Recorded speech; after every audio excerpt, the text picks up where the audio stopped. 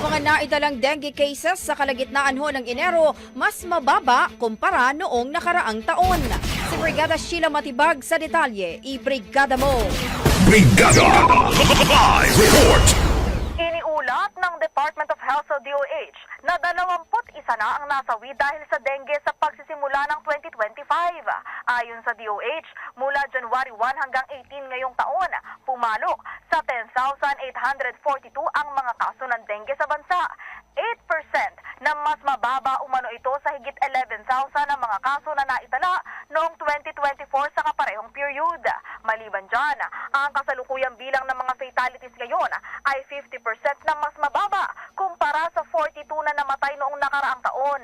Sa kabila nito, sinabi ng ahensya na posible pa ring magbago ang mga datos dahil sa late consultations at reports. In the heart of changing lives, ito si Brigada Sheila Matibag ng 105.1 Brigada News System Manila, The Music News Authority. Brigada Balita. Ang bahaging ito ay hatid sa atin ng Fast Relax. Tanggal ang sakit, ora mismo.